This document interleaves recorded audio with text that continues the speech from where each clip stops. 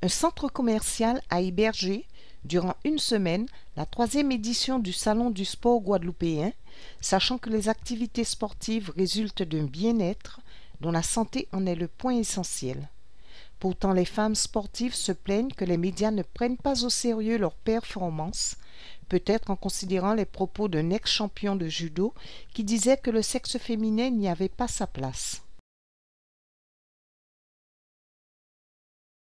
Le sacrifice de travail pour une sélection au haut niveau est le même pour toutes les catégories d'individus qui, au nom du sport, se devraient d'être placés sur un même pied d'égalité, d'autant que toute pratique d'activité sportive exercée au masculin ou au féminin assure la sérénité d'une santé tant précieuse.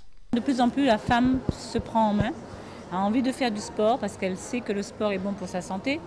Donc c'est vrai que la femme avant devait rester au foyer, devait s'occuper des enfants, devait s'occuper de son mari. Donc elle n'avait pas le temps ou elle ne trouvait pas le temps. Donc c'était beaucoup plus facile de dire je n'ai pas le temps pour faire du sport que je vais prendre sur mon temps pour me consacrer au sport. Maintenant ça commence à changer, les femmes sont un peu plus vindicatives, elles font du sport, elles essaient de trouver un horaire qui ne dérange pas la vie familiale. Donc c'est vrai que ça peut être très tôt le matin, vers 5-6 heures du matin, la femme court, la femme marche vite ou marche plus lentement, mais de toute façon l'essentiel c'est qu'elle commence à se prendre en charge, ou alors le soir. C'est vrai qu'il faut trouver un moment dans les multiples tâches de la femme pour qu'elle puisse s'occuper d'elle. Le sport apporte à la femme du bien-être, de l'équilibre, c'est un anti-stress, c'est un anti-déprime, c'est une augmentation de la confiance en elle. Parce que c'est vrai que la femme souvent n'ose pas, elle n'a pas confiance en elle.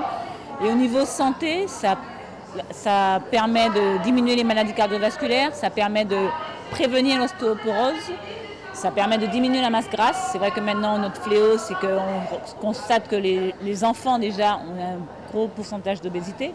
Une fois qu'elle a fait son sport, quand elle arrive dans son foyer, elle est plus à l'écoute pour ses enfants, elle est plus à l'écoute pour son mari, son compagnon.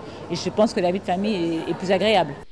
L'alimentation tient une place prépondérante dans la pratique sportive et durant les conférences-débats tenues au cours de ce salon, nombreux sont ceux qui l'ont répété en mettant en évidence l'efficacité des produits locaux.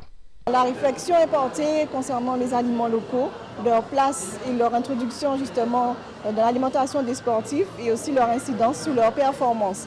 Donc il est vraiment intéressant d'introduire ces aliments dans leur alimentation, sachant que l'index glycémique de ces aliments, ces index sont bas et donc tout à fait indiqués dans l'alimentation du sportif.